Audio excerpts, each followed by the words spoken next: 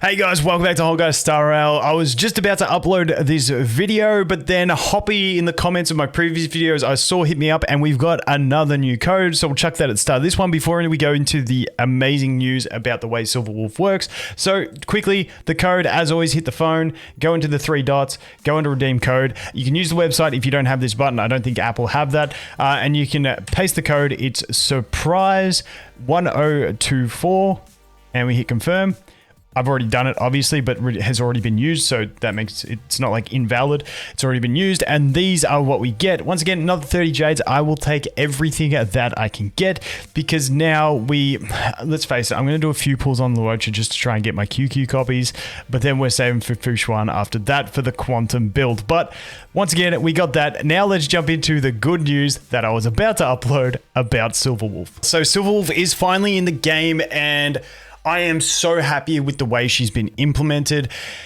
She works the perfect way, the way I hoped she works. So I want to go through her, talk about the most important things with Silverwolf, and then go through some team building examples with her because it's very important stuff. And the most important thing is the way she implants a weakness on the enemy, which we're going to jump in and look at right now. So if we look at this enemy, you can see my team on the right-hand side here is Japad, Pella, Yangqing, and Silverwolf. So Japad, Pella, Yangqing, they are all ice units, and Silverwolf is quantum. Now, the enemy is weak to ice. Now, in this situation, I wouldn't bring this team to this enemy. You can bring this team to another enemy, but we'll talk about that in a sec. I just want to demonstrate something, and then we'll go through some team options.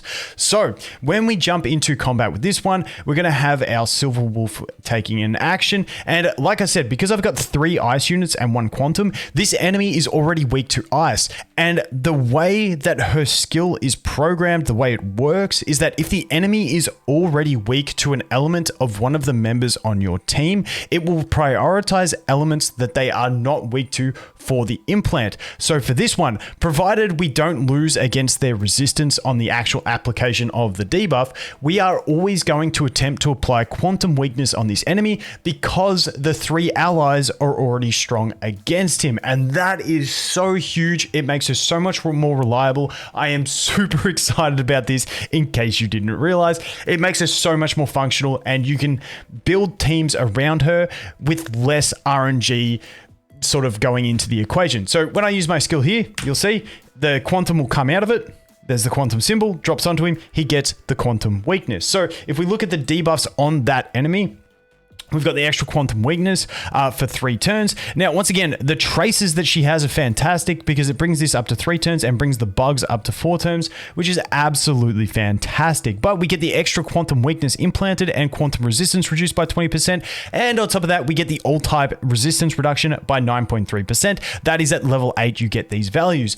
But the fact that we are guaranteed and you can really plan out your positioning of using her in your team to guarantee applications, and you don't have to roll the dice every time you're applying it to them, is fantastic. It means she can be 100% reliable in teams besides mono quantum teams. So I wanted to jump in and take a look because this was just for example's sake. But with this team here, the pure ice team, where I would really want to bring this team to ideally is against an enemy boss who is not weak to ice, but weak to quantum, so that I could guarantee the ice application so my damage dealers could get that increased damage. So we're going to jump over and we're going to take a look at some team building options for Silverwolf and the examples of where you would use them. Now, when we look into team building for Silverwolf, I feel like there's 2 main ways that you will want to use her in teams. And keeping in mind, if you are a free-to-play player who doesn't have a very broad roster, she can be awkward to put into a team where you're going to guarantee the weakness application that you want.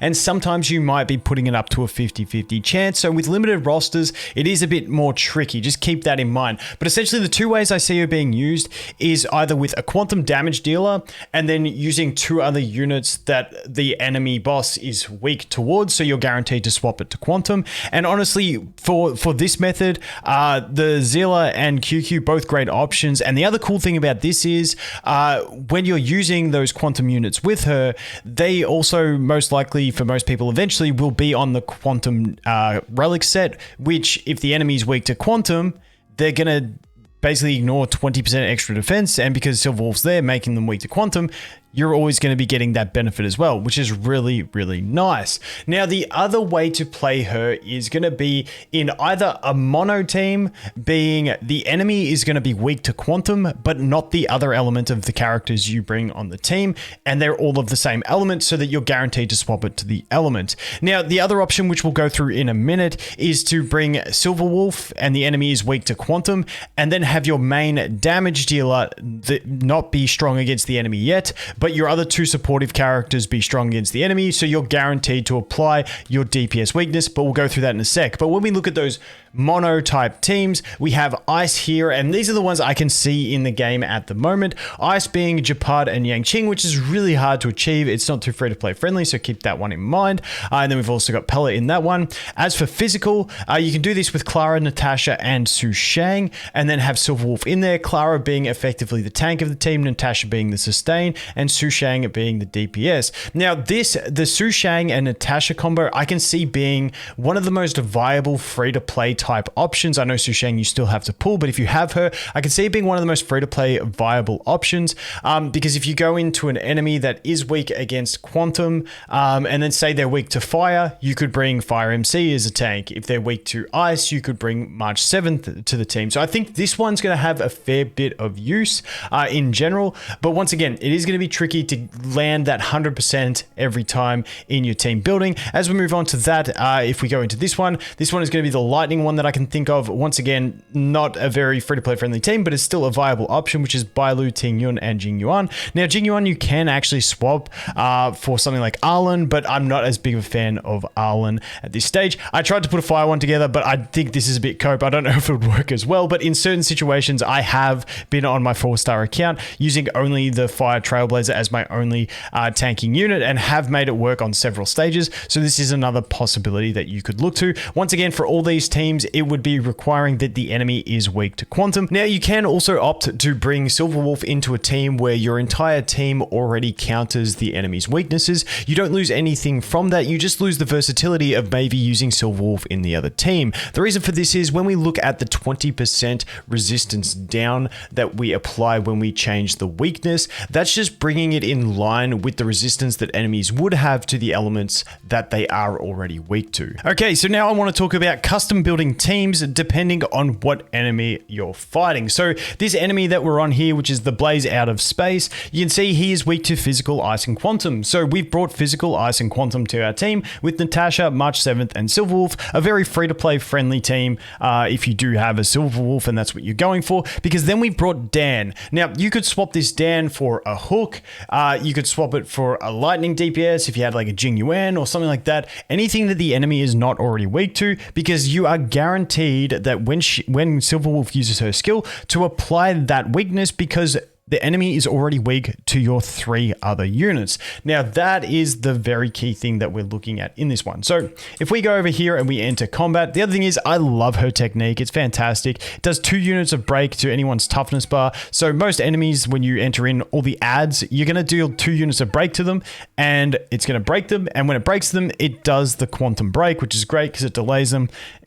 I really like her technique for entering in combat. But let's take a look at this one. So this enemy, like I said, is weak to physical, ice, and quantum. We've got physical, ice, and quantum on our team, and then we have wind. So it doesn't matter how many times we do it, it's going to apply the wind weakness. As you can see, it opens the box and it drops that wind weakness. Now, the other thing is if it's not going to apply weakness, it'll just be a gray box. That would be when the enemy resists it. So obviously you can see now the enemy does have that wind weakness. If we look at the debuffs, we applied the speed bug on them. So he's got a reduced speed. He's got the extra wind weakness and reduced wind resistance by 20%. Now, he did take a turn, so these have all been reduced by 1 turn. But then we've also got that all-type damage reduction by 9.3%. So literally all 3 of these debuffs were applied from 1 use of her skill, which is a lot of value in the 1 skill. And like I said, because we built our team right around this enemy and we wanted to put wind on them because we covered the other spots with what we had, we could guarantee the application of that wind weakness so that our Danny boy can have the most effectiveness possible. So now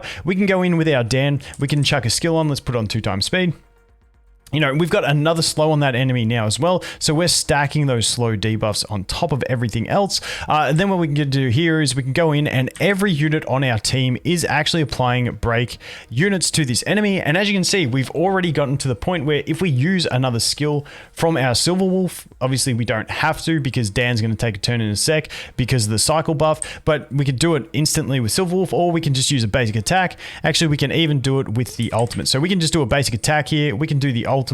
And we can go ahead and apply a defense break with that ultimate. And you can see how you can really snowball these debuffs on the enemy. So there we go. We've now got on the enemy, we've got 2 speed slows, we've got 2 defense reductions, we've got the attack reduction as well from the other bugs. So we've got all 3 bugs going in. We've still got that extra weakness, and we've got the all type reduction on the enemy, which is incredibly powerful. So if we go ahead here with Dan, we can just basically let's use a skill, and I'll show you the way like that I would probably go about it. Unfortunately, the enemy is going to take a turn before Dan gets his next turn, but we're going to be fine. So what we can do here is we can just basic attack with our Natasha, and then say we want to put a shield on Dan to proc his wind penetration buff. So now you can see his passive is active. I took too long talking. I was supposed to attack before he got up, and then we'd have all the damage increases and everything like that. So we missed a crit, but we still got 9,600 damage, and that is the idea of what you can really do. Now, the only thing we lost when we used that attack was the additional all type weakness. We've still got the 2 defense breaks.